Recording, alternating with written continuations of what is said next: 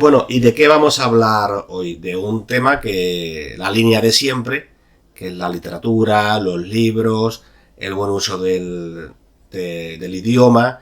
Pues en este episodio, que ya hace el número 73 de libros.fm, vamos a hablar de la longitud de las frases. ¿Cuántas palabras debería tener una frase?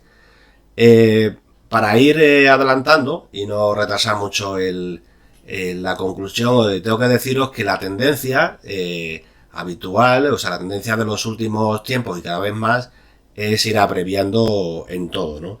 El informe de What's Rated analizó la lista de los libros más vendidos de New York Times desde 2011 a 2021 y llegó a la conclusión de que los libros que demandan los lectores tienen 50 páginas menos por década. Es decir, por la forma de vida que llevamos, se buscan libros que son cada vez más finitos, más breves, ¿no?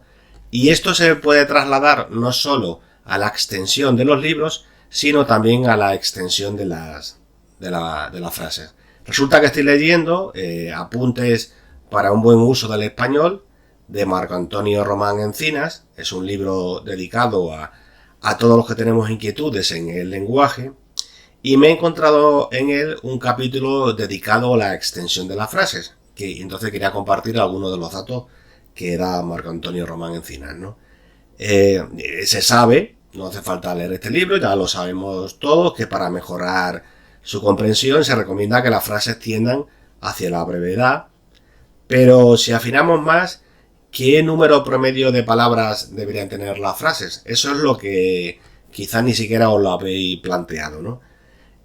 Román Encinas cita La cocina de la escritura, un libro bastante famoso de Daniel Cassani, quien a su vez cita al diario español El País, que recomienda una media máxima de 20 palabras por frase. Cifra que también recomienda otro periódico de aquí de España, La Vanguardia, ahora bien, descontando artículos y otras partículas gramaticales. Es decir, la Vanguardia, al descontar esas palabras, pues digamos que te da, bueno, no es que sea una obligación, pero esa cifra de 20 palabras sube un poco, ¿no? Por su parte, el autor de Apuntes para un buen uso del español nos explica que el diario peruano El Comercio apuesta por frases de no más de 20 palabras y párrafos de no más de 100 palabras.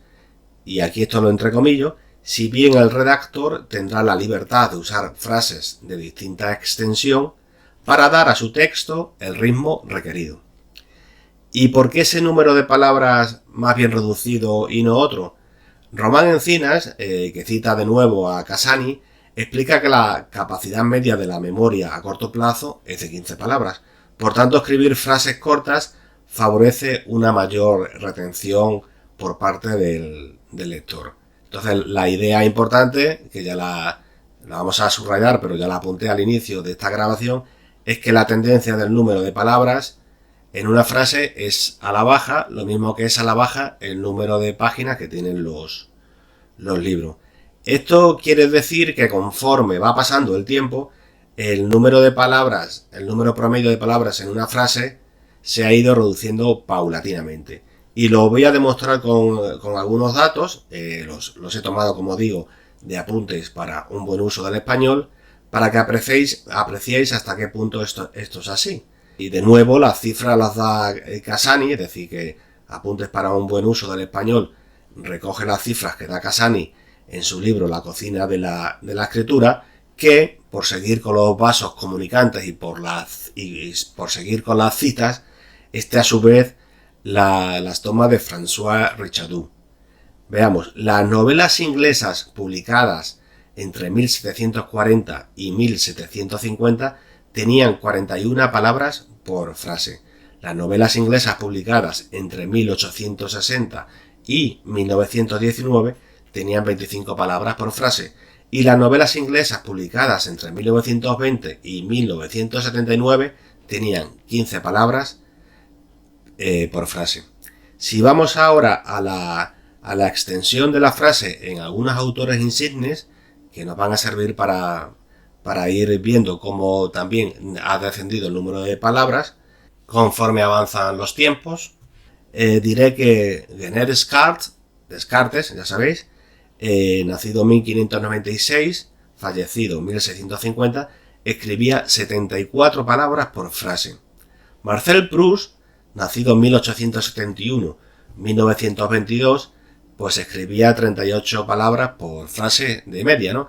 Y ese es un dato que me ha sorprendido un poco porque yo pensé que el número iba a ser incluso superior, ¿no? Porque si por algo es famoso, entre otras cosas, Marcel Proust, es por escribir frases muy extensas, ¿no? Con muchas palabras. El poeta Paul Valéry, 1871-1941, pues escribía 22 palabras por frase. Gustave Flaubert, 1821-1880, 18 palabras por frase. Jean Giono, 1875-1970, 15 palabras por frase. Y Georges Simenon, 1903-1989, también escribía 15 palabras por frase. Como os vais dando cuenta, la tendencia en los autores, por normas generales, a la baja. Cada vez se escriben menos palabras en cada frase. No sabría decir si ellos son conscientes de ello para que sus frases sean más entendibles o porque ellos mismos demandan a la hora de leer frases más cortas y por tanto a la hora de escribir pues obran en consecuencia, ¿no? En consonancia. Entonces quería hacer una reflexión: frases largas o frases cortas.